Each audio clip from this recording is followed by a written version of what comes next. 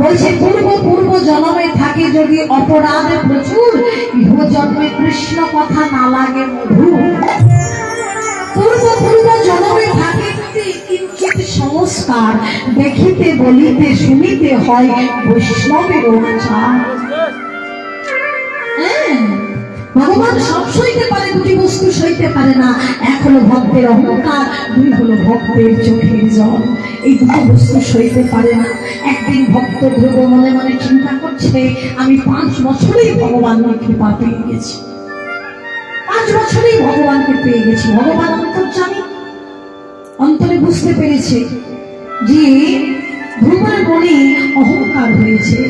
তাই ধ্রুবকে সঙ্গে নিয়ে একটা পাহাড়ে ঘেরা অঞ্চলে নিয়ে গিয়েছে বাবা ভগবান।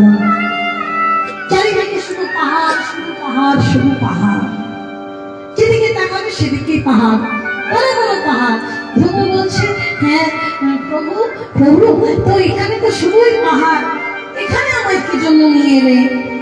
আর এগুলো কিসের পাহাড়? মানে ধ্রুব তুমি নিজে যাও, নিজে গিয়ে দেখে সেগুলো কিসের পাহাড়, তুমি যাও। ধ্রুব একবার ওপর করেই যেমনি পাহাড়ের কাছে গেছে, গিয়ে দেখছে সব হাড়ের পাহাড়। হাতের হাড়, পায়ের হাড়, কোমরের হাড়, মাথার খুলি, শুধু হাড়েরই পাহাড়। প্রভুকে ডাক দিচ্ছে, প্রভু প্রভু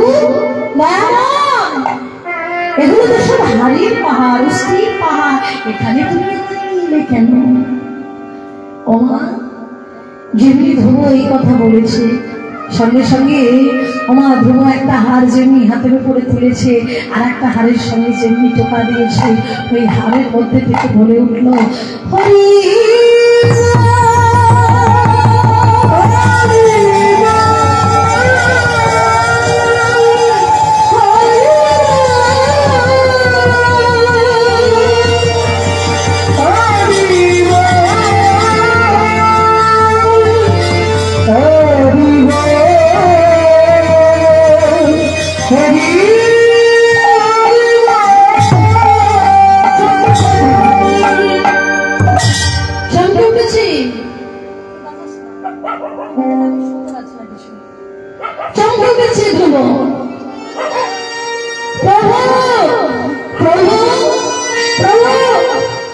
কি হয়েছে ধ্রুব?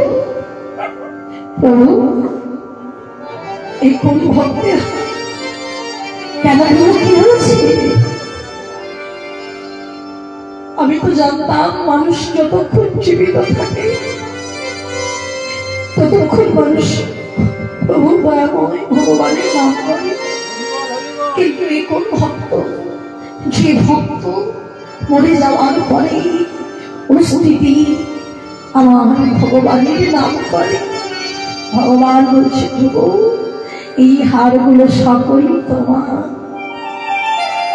ছুটে গিয়ে ধ্রুব ভগবানের চরণে পড়েছে, দয়াময় আমি তো মনে মনে ভেবেছিলাম আমি মাত্র 5 বছর বয়সে তোমায় লাভ করেছি, কিন্তু না প্রভু, আমার যে ভুল ভেঙে গেল। ভগবান বললেন, ধ্রুব তুমি এমন করে কেঁদো না, প্রভু তুমি আমায় আশীর্বাদ করো, যতদিন এই ধরা ধামে থাকবো যেন তোমার চরণ ছাড়া আমায় করো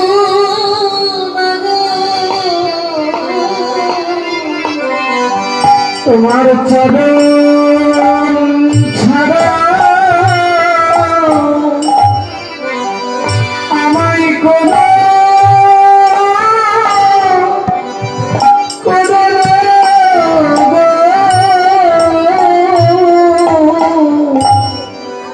তোমার চরণ ছাড়া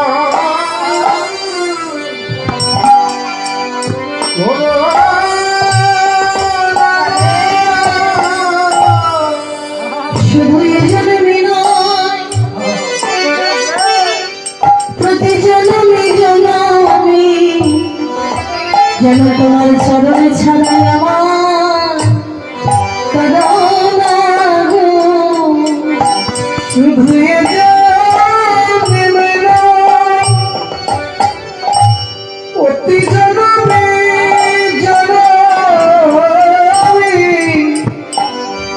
চরণ ছাড়া আমায় করো না গো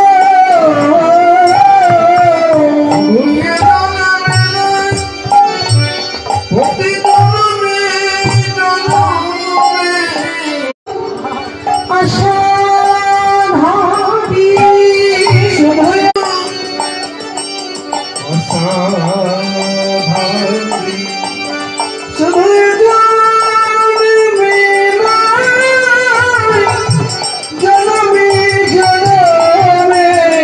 তোমার চরণ ছাড়া করো না গো।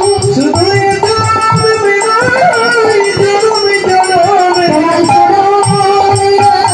চরণ পাশে রেখো।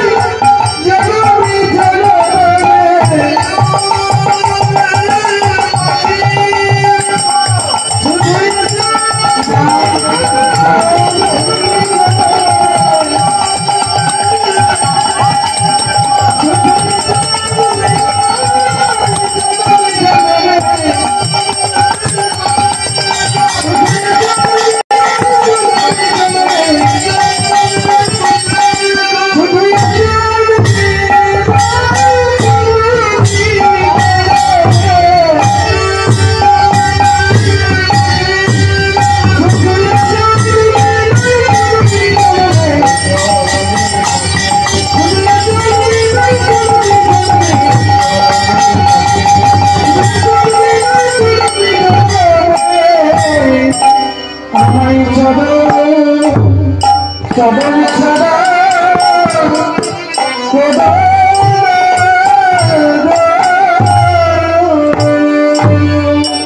রাধারানী আমার বাদিনীর ঘরে, রাধারানী আমার বাদিনীর ঘরে বসে আছেন মা। ললিতাকে বলছে, ললিতা তোরা বলে দি আমি কেমন করি আমার বধূর বদন দর্শন করবো। ললিতা বলছে, বাদিনীর ঘর থেকে যেতে গেলেই তোকে ছলনা করতে হবে। রাধারানী বলেন, সখী সখী রে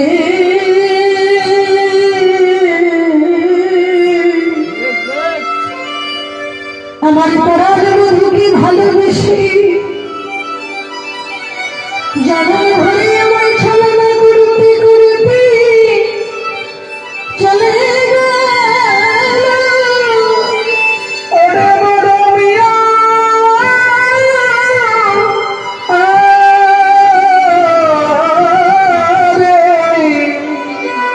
ললিতা কেমন করে বধূর চার বদন দর্শন করবো? বলে, শোন মা যোগ মায়া যোগীর শরীরকে ঘর তুই স্মরণ কর, তিনি এলেই সব ব্যবস্থা হয়ে যাবে। রাধারানী আমার যে যোগ মায়াকে স্মরণ করলেন, মা যোগ মায়া ধীরে ধীরে রাধারানীর কাছে এসে দাঁড়ালেন। দাঁড়িয়ে বলছে, ও রাধে এমন করে কাঁদছ কেন? সঙ্গে সঙ্গে রাধারানী বলে, ওগো বলিমা তুমি বলে দাও আমি কেমন করি আমার প্রাণ গোবিন্দের বদন দর্শন করব। ভগবানের জন্য কজন কাঁদে, হ্যাঁ ভগবানকে পাওয়ার জন্য কতজন কাঁদে, হ্যাঁ না কাঁদলে যে প্রাপ্তির পথ আবিষ্কার হয় না, রাধারানী দেখিয়ে দিলেন। তখন সঙ্গে সঙ্গে বলিমা বসে, আদি চিন্তা করিস না, আমি সব ব্যবস্থা করে দেব। এই বলি বলে, তোরা আপন আপন পরশরা সাজা, আমি যাই তোর শাশুড়ি ননদিনীর কাছে একবার নিয়ে আসি। এই বলে চলেছি বলিমা। নারী করে করে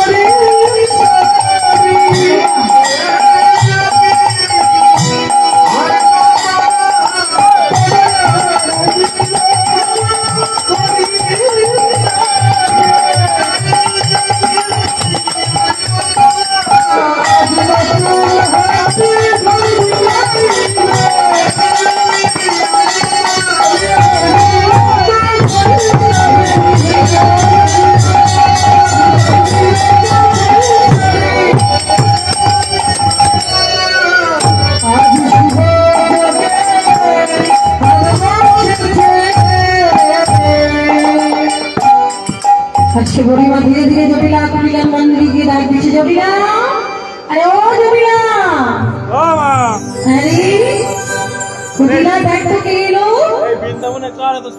সেই তো বলি, আর এমন সাহস হলো যে আমাদের নাম ধরে এইভাবে ডাকছি, যা যা একটু দেখে আয়। যেমনি কুটিলা ঘরের বাইরে হয়েছে, দেখে যোগমায়া এসেছে, মা বড়াই মা এসেছে, তাড়াতাড়ি করে মা এইবার কুটিলা বড়াই মাকে নিয়ে এসেছে ঘরে। এসে বলছে, এই যে বলিমা, কি ব্যাপার, হ্যাঁ কি জন্য এসেছো? বুড়িমা বলছে, বাবা যদি না করতেছি ভক্তি সত্যি কিছুই হবে না।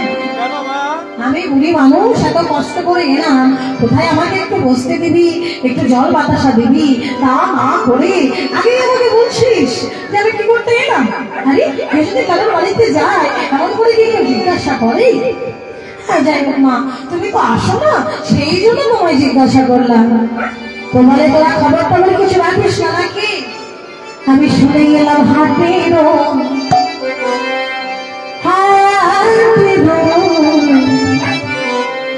আমি শুনে গেলাম হাটের হাটে বিদায় বৃদ্ধ